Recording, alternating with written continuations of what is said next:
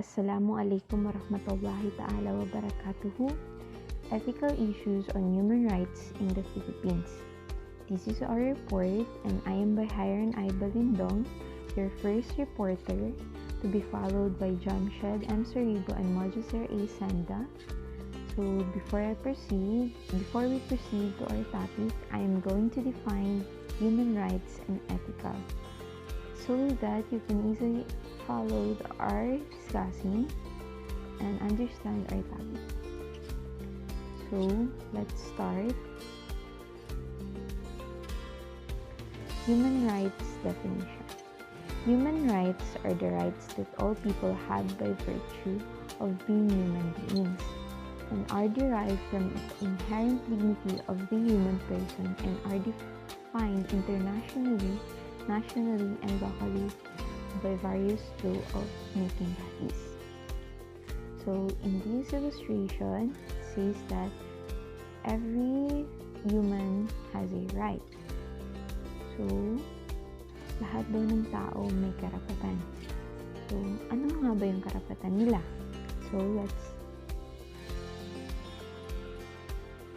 Human rights is defined as the supreme, inherent, and alienable rights to life, to dignity, and to self-development. It is concerned with issues in both areas of civil and political rights and economic, social, and cultural rights founded on internationally accepted human rights obligations. Rights are the things that protects us from the harm. Let's think of a baby that hasn't asked to come into the world. What are the basic rights you think any child should expect? So let's mag-isip tayo na yung mga baby na hindi naman nila sinabi na mabuhay sila or hiniling na mabuhay sila pero nabuhay sila. So ano yung needs na pwede nilang matanggap being born or as a human being? So first is to be allowed to live, the right to life, to be protected from the harm and to be protected from the diseases, to have food and drink, basic minimum things such as this that we should all expect to have wherever we live have become known as human rights. The UDH or United Nations Universal Declaration of Human Rights in 1948, equality in rights. All people should have the same rights. So, lahat to ng tao is may pantay-pantay na karapatan. The right to live. So, lahat ng tao may karapatang mabuhay. Freedom from slavery. No person should be forced to work without fair pay and condition. Almost every country in the world has now signed the above agreement saying that they agree with 5 basic human rights. For the right to a fair trial. People should be able to defend themselves if they are accused of something wrong. So, may freedom yung tao na ipagtanggol yung sarili nila. Freedom of expression. People should be able to say what they want as long as it does not go against the law or another human right. So, ethical definition. Pertaining to or dealing with morals or the principles of morality. Pertaining to right and wrong in conduct, being in accordance with the rules or standard for right conduct or practice, especially the standard of a profession. So, yung ethical daw is dealing with morals. So, ibig sabihin is yung behavior ng isang tao, nagpapakita or nagsasabi sa behavior ng tao, nagsasabi rin ito ng tama at mali na ginagawa ng tao and in accordance or sa When yung profession, sa ethical, is yung kung sumusunod ba siya sa rules at saka yung obligation niya with regards sa work niya. Ethical comes from the Greek word ethos, moral character, and describe a person or behavior as a right in the moral sense, truthful, fair, and honest. Sometimes the word is used for the people who follow the moral standards of their profession.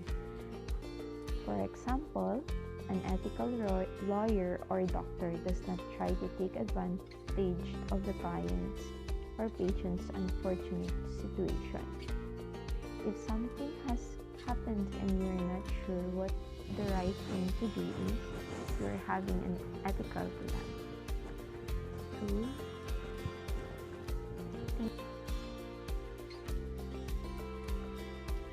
Assalamualaikum, I'm Jamshed Saribo. Our task is to discuss the ethical issues in human rights, and my topic will be all about ethical issues in health. Human rights and ethics in healthcare are closely linked, both conceptually and operationally. Each provides unique, valuable, and concrete guidance for the actions of national and international organizations focused on health and development. One can appreciate the distinct values of human rights and ethical principles and the differences in the paradigms each represents. Public health professionals can contribute to the application of each and find value in each, but may do so in different ways and through different means of observance, action, and enforcement. Infectious disease outbreaks are often periods of great uncertainty, fear, and mistrust. Communities most affected by disease outbreaks often have few medicines, health workers, and vaccines, which are stretched to even further during the response. Decisions need to be made under pressure to help stop the spread of a disease. Many times, there is very little information available and people are faced with making difficult decisions. Ethics provides a moral compass to help guide decision-making for everyone involved, including public health officials, policymakers, funders, researchers, first responders, and national ethics boards. Taking ethics into consideration at the heart of the problem, ethics emphasizes the principles that can guide everyone involved by providing the moral reasoning for making the best choices during a crisis. Moving forward, in a world in which hunger, poverty, and environmental degradation are all too evident, it will be unrealistic to demand governmental remedies on the basis of their international human rights commitments alone. But these commitments provide a useful framework for shaping national laws and policies, provide a useful tool for ensuring accountability, and point to the approaches useful for promoting public health. There is much that governments should and can do. So that's all for my topic. Thank you and goodbye. Assalamualaikum and good day everyone. My name is Mohazir A. Senda, BSc 2A. So for today's video, i-discuss ko sa inyo ang ethical issues of human rights in the Philippines. So when you say human rights, ano yung contemporary issue na naiisip nyo? Yung extrajudicial killing, di ba? So for today's video, itong video na ito is ang tatalakayan ko is yung mga all-time issues ng human rights. Okay? So first of all, alamin muna natin kung ano ba ang human rights. So this is the definition of human rights. Human rights in the Philippines are protected by the Constitution of the Philippines to make sure that persons in the Philippines are able to live peacefully and with dignity, safe from the abuse of any individuals or institutions, including the states.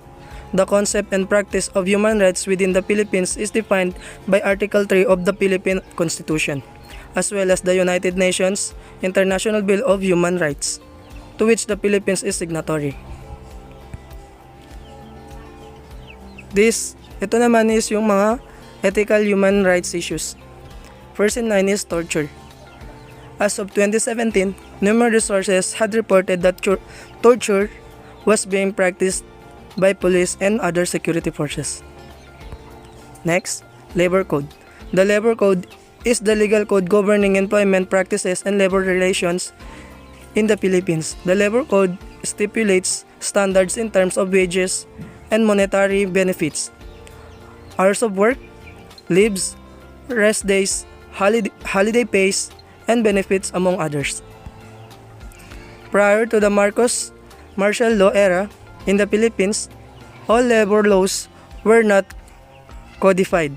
President Marcos tasked a committee from the then called Department of Labor, now the Department of Labor and Employment, or DOLE, to consolidate all the existing labor laws of the Philippines.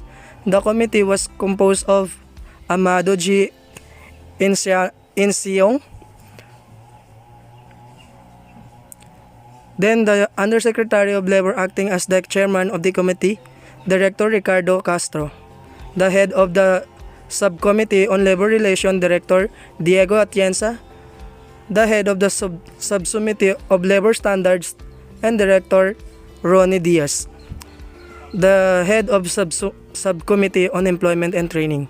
The result was Presidential Decree number 442, or a decree instituting the Labor Code and consolidating labor and social works to afford protection to labor, promote employment and human resources, development of ensure and industrial peace based on social justice, otherwise known as the Labor Code of the Philippines. The consolidation was finished on May 1, 1974 and took effect on November 1, 1974. Indigenous Peoples Right Act. The Indigenous People Rights Act of 1997 recognized and promoted the rights of indigenous culture communities or indigenous peoples, ICC or IPs, enumerated within the framework of the Constitution. It committed that the state of recognize and promote the rights of ICCs or IPs to protect the rights of ICCs to their ancestral domains, to ensure their economic, social, and cultural well-being, and shall recognize the applicability of customary laws, governing property rights of relation in determining the ownership and extent of ancestral domain. Recognize, respect, and protect the rights of ICCs, IPs to preserve the develop their countries, traditions, and institutions. It shall consider these rights in the formulation of national laws and policies. Guarantee that members of ICC or IPs, regardless of sex, shall equally enjoy the full measure of human rights and freedom without distinction or discrimination. To make sure, with the participation of ICCs, IPs concerned, to protect their rights and guarantee respect for their cultural integrity, and to ensure that members of ICCs or IPs benefits on the equal footing from the rights of opportunities which national laws and regulation grant to other members of the populations. It declared that the states recognize its obligation to respond to the strong expression of ICCs or IPs for cultural integrity by assuming a maximum ICC, IP participation in the direction of education, health, as well as other services of ICCs or IPs, in order to render such services more responsive to the needs and desires of these communities. Traditional advocacy. International advocacy groups claim to promote the calls to action of environmental and human rights defenders in Mindanao, Philippines. Activism is described to be carried out from transnations organization to be participatory by soliciting engagement from local actors, stakeholders, and poor members of communities, and including them in all policy-making decisions. Regarding the LUMADs, human rights defenders request attention towards indigenous social issues. According to Duray Pa et al., ideal participation is reached when the principle of transparency and empowerment through educating transnation actors through local actors and emphasize their needs. Social power illustrates the exclusion of lumad, people from the politic decisions, which in turn perpetuates existing human rights issues. Power in this case is an umbrella term since social power in the real desire in order to pursue true control over livelihood and the rules that governs them. As of 1998, social power was not in the hands of indigenous peoples. Therefore, the online organization serves to arm individuals in their community, organizing network with education to balance with the inherent power conflict. Lumad peoples rely on the natural resources on their ancestral lands from their livelihoods. They are therefore deprived of means to support themselves and their families when they are displaced or forced to evacuate. Fundraising by advocacy groups serve to support Lumad's communities in their highest form of protest. So that's all for today's video. I hope may natutunan kayo kahit papaano. Once again, my name is Mohazir A. Senda. Thank you so much for watching.